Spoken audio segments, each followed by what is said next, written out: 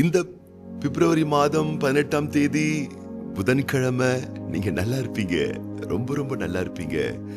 இந்த காலையிலே அன்பான கர்த்தருடைய பிள்ளைகளே, ஆண்டவர் உங்களுக்கு அருளுகிற வார்த்தைகள் ஒவ்வொன்றும் அற்புதமானது, ஆசீர்வாதமானது, உங்கள் வாழ்வை மேன்மைப்படுத்தக்கூடியது. வேத வல்லுநர்கள் சொல்லுகிறார்கள், வேத புஸ்தகத்திலே 6000 வாக்குத்தத்தங்கள் இருக்கிறதாம். அந்த வாக்குத்தத்தங்கள் எல்லாம் உங்கள் ஆவி, உங்கள் ஆத்துமா, உங்கள் சரீரம், உங்கள் குடும்பம், உங்கள் கையின் பிரயாசங்கள் என்று சொல்லப்படக்கூடிய உங்கள் வாழ்க்கையினுடைய நன்மையை மேன்மைப்படுத்துவதற்கு ஏதுவான வாக்குகளாக அது காணப்படுகிறது. அப்போ ஆண்டவர் உங்களுக்கு கொடுத்த வார்த்தைகள் அது பொய்யாய் போகாது.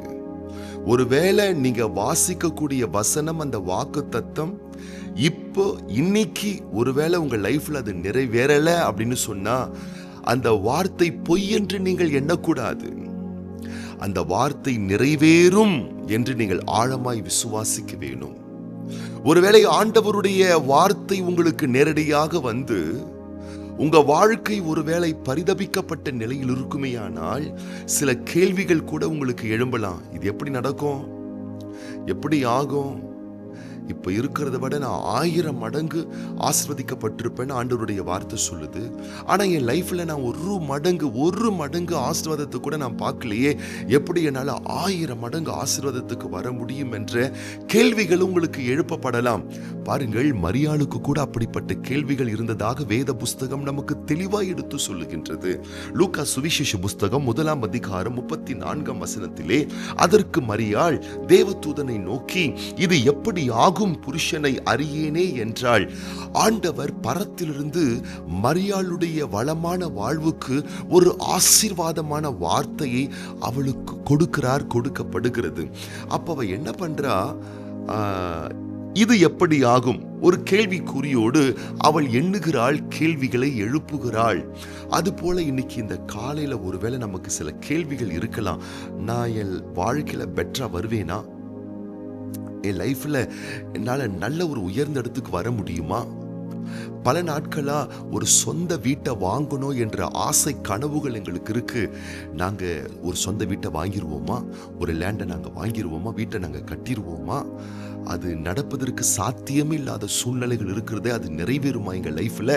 திருமண வயதாயிட்டே எனக்கு ஏற்ற ஒரு வாழ்க்கை துணை அமையுமா?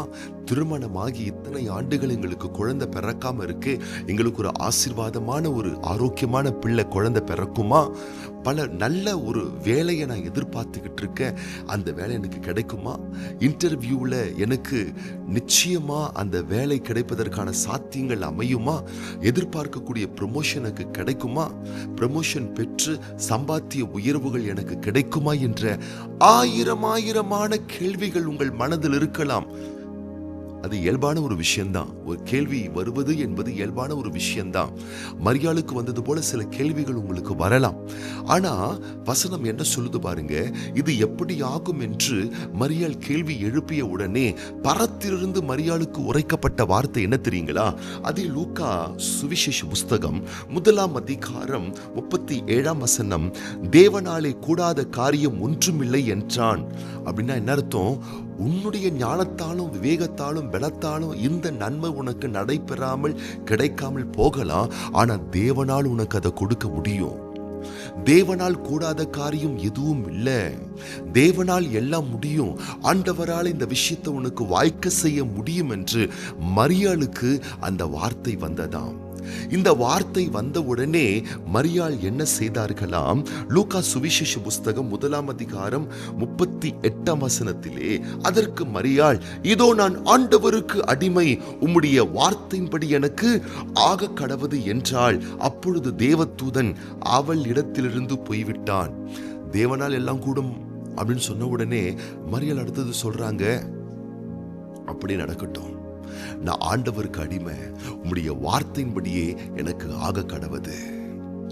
இது எப்படி ஆகும் என்ற கேள்வி இந்த காலையில் உங்களுக்கு இருக்குமேயானால், தேவனால் ஆகும் என்று வாய் திறந்து சொல்லுங்க. வாய் திறந்து சொல்லுங்க. இது எப்படி ஆகும் என்று உங்கள் மனதிலே பல கேள்விகள் எழுப்பப்படுமேயானால் வாய் திறந்து சொல்லுங்க, தேவனால் ஆகும். உங்க மனசை கேள்விகளை எழுப்பும். இது எப்படி உனக்கு கிடைக்கும்? இது எப்படி உனக்கு நடக்கும்? இது எப்படி உனக்கு அமையும்? தேவனால் ஆகும், தேவனால் கூடும். தேவனாலே செய்ய முடியாத அதிசயமான காரியங்கள் எதுவுமே இல்லை. கேள்வி எழுப்புகிற உங்கள் மனதிற்கு ஒரு தகவலை கொடுங்கள். கேள்விகளை எழுப்புகிற உங்களை சூழ்ந்திருக்கக்கூடிய மனிதர்களுக்கு ஒரு தகவலை கொடுங்கள். இது தேவனாலே ஆகும். தேவனாலே கூடாத காரியம் எதுவுமே இல்லை. பலவீனனை பலவானாய் மாற்றுவது தேவனால் ஆகும். சாராளுடைய செத்துப்போன கர்ப்பத்திலே மீண்டும் கர்ப்பத்தை ஆஸ்வதித்து ஒரு ஆசீர்வாதமான ஈசாக்கை கொடுக்க தேவனால் கூடும். இல்லாதவைகளை இருக்கிறவைகளைப் போல அழைக்கிற சர்வ வல்லமையுள்ள தேவாதி தேவனை நீங்கள் நம்புகிறபடினால், நேசிக்கிறபடினால், ஆராதிக்கிறபடினால் தேவனால் உங்களுக்கு எல்லாம் அமையும், எல்லாம் ஆகும் என்பதை மனதார நம்புங்கள். தேவனுடைய பிள்ளைகளே, நீங்க நல்லா இருப்பீங்க, நீங்க ஆசீர்வதிக்கப்படுவீங்க. தேவனுடைய நாமத்தினாலே நீங்க ரொம்ப ரொம்ப வளமாய் வாழ்ந்திருந்து ஆசீர்வதிக்கப்படுவீர்கள். கர்த்தருடைய பிள்ளைகளே, அவ சரண்டர் பண்றா, ஆண்டவருக்கு அடிமை. எனக்கு எப்படி ஆகும் தெரியாது, ஆனா ஆண்டவர் நிறைவேற்றுவார், நான் தாராளமா அதை நம்புறேன், விசுவாசிக்கிறேன்னு சொன்ன உடனே பரத்திலிருந்து அவளுக்கு மீண்டும் உரைக்கப்பட்ட வசனம் லூக்கா 1:45, விசுவாசித்தவளே பாக்கியவதி, கர்த்தராலே அவளுக்கு சொல்லப்பட்டவைகள் நிறைவேறும் என்றாள். அவ்வளவுதான். விசுவாசிச்சிருங்க. ஆண்டவரே, உம்மால ஆகும், நான் நம்புறேன். என்னால் ஆக முடியாமல் இருக்கலாம், ஆனா உங்களால முடியும். நீங்க எனக்கு இந்த பாக்கியத்தை நீங்க கொடுப்பீங்க, நீங்க இந்த ஸ்லாக்கியத்தை எனக்கு கொடுப்பீங்க, நீங்க எனக்காக செய்ய நினைத்தது தடைப்படாது என்பதை நான் உளமாற நம்புறேன்னு சொல்லி ஆண்டவருடைய வார்த்தையை இந்த காலையில் உங்களால் விசுவாசிக்க முடிந்தால், அன்பான தேவ பிள்ளையே, பரத்தின் தேவன் உன்னை பார்த்து சொல்லுகிறார், நீ பாக்கியவான், நீ பாக்கியவதி, நீங்கள் ஆசீர்வதிக்கப்பட்டவர்கள், நீங்கள் கனம் பெற்றவர்கள். தேவனால் சொல்லப்பட்ட வார்த்தைகள் உங்களுக்கு அப்படியே நடக்கும், அப்படியே பலிக்கும். இந்த நாள் உங்கள் லைஃப்ல ஆண்டவருடைய ஆசீர்வாதங்கள் அப்பட்டமாய் நிறைவேறும் என்பதை ஆழமாய் நம்புங்கள், உள்வாங்குங்கள், விசுவாசிங்கள். நீங்கள் அபாரமாக ஆசீர்வதிக்கப்படுவீர்கள். கர்த்தருடைய பிள்ளைகளே, உங்களுடைய தேவனுடைய வல்லமையை குறைவாக எடை போடாதீர்கள். ஆண்டவருடைய பராக்கிரமத்தை குறைவாக எடை போடாதீர்கள். இவர் பெரிய தேவன், இவர் வல்லமையான தேவன், இவர் பராக்கிரமம் உள்ள தேவன் என்பதை ஒருபோதும் மறந்து விடாதிருங்கள். கவலைகளையும் சோகங்களையும் துக்கங்களையும் தூர வீசி எறியுங்கள். ஆழமாய் விசுவாசியுங்கள். இன்றைக்கு உங்கள் கண்கள் அதிசயங்களை காணப்போகின்றது. இன்றைக்கு நீங்கள் அற்புதங்களை பார்க்க போகின்றீர்கள்.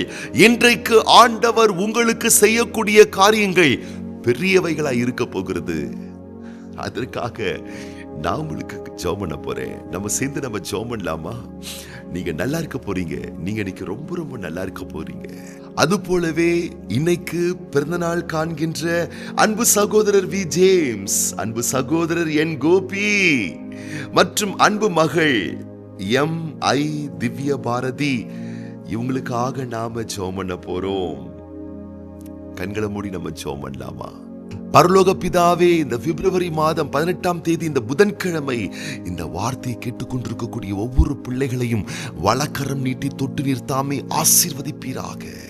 இது எப்படி ஆகும், இது எப்படி கூடும், இது எப்படி வாய்க்கும், இது எப்படி அரங்கேற்றப்படும் என்ற 1000 சந்தேகங்கள் உம்முடைய பிள்ளைகள் மனதில் இருக்குமே. ஆனால் இன்றைக்கு ஆண்டவர் சொல்லுகிற வார்த்தை உம்முடைய பிள்ளைகளுடைய இருதயத்தில் பதிக்கப்படட்டும்.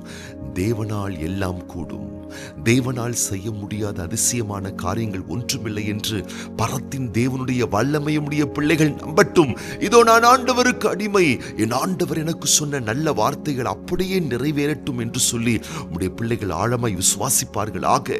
விசுவாசிக்கிறவர்களே பாக்கியவான்கள், பாக்கியவதிகள் என்ற புரிதலை நீருடைய பிள்ளைகளுக்கு தந்து எல்லா சம்பூர்ணங்கள் பெற்று உடைய பிள்ளைகள் பரிபூர்ணத்தோடு வாழ்ந்திருக்கும்படி பிதா குமாரன் பரிசுத்த ஆவியானவருடைய வல்ல நல்ல சிநேக பிரிய நாமத்தினால உடைய பிள்ளைகள் ஒவ்வொருவரையும் நாங்கள் மனதார வாழ்த்துறோம், ஆசீர்வதிக்கிறோம். தேவனே, இன்னைக்கு பிறந்த நாள் காண்கின்ற, திருமண ஆண்டுகள் காண்கின்ற ஒவ்வொரு பிள்ளைகளையும் தேவன் தாமே வலக்கரம் நீட்டி தொட்டு நிறுத்தாமே ஆசீர்வதித்து ஆண்டுகளுக்குரிய விசேஷமான ஆசீர்களை உடைய பிள்ளைகள் வாழ்வில் வர்ஷிக்க செய்து கனப்படுத்தி மேன்மைப்படுத்த வேண்டுமென மனதார வாழ்த்தி அர்ப்பணித்து ஒப்பு கொடுத்து ஆண்டவர் இயேசு கிறிஸ்துவின் ஆசீர்வதிக்கப்பட்ட நாமத்தினாலே வாழ்த்தி ஜெபிக்கிறோம் எங்கள் நல்ல பிதாவே. ஆமேன். நீங்க இன்னைக்கு ரொம்ப ரொம்ப நல்லா இருப்பீங்க.